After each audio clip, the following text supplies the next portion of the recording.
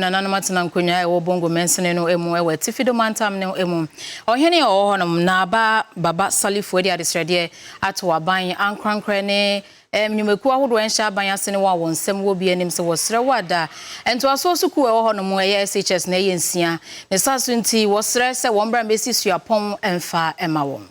Sedi ebeye na disehun sembetimi ejabrane ewo Bongo ni nimpotamunti enamso ama ohimpon ya wo Bongo mansninu emu eye na baba salifu atamali alimiarum edin sembi ako ede ama abainu ni nimpenifo ese obesre se wamu emesi tertiary education yi ebi ewo be honum se debe ya enu ni betimi aboye pa esanse wohwe Bongo kroduanu emu a enye de sekunto kese bia ewo kroduanu emu nti semputo bi ebetimi abakrodua mu ede na enchirima a wo eba no sekoba ne se wo mu enyantete e wadesue ho no na ebetimi abo no mu soso etimi ababe kro no emoa eni to abesese aban ne ba besi tertiary education ebi ede ama enchirima a wo eba se de be ya enu ne betimi abo no madesue ho nsem no soso etimi akonani wie pa e wo Bongo krodua no emu wo kire se koba ne se aban ne mpotimi besi nursing training na mpoti teacher training ebi e wo Bongo mensin no emu ankebe ne de I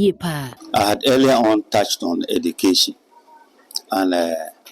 the fact is that education is our priority, because as a deprived district, we realize that it is through education that we can get development. And so, like I mentioned earlier, the facilities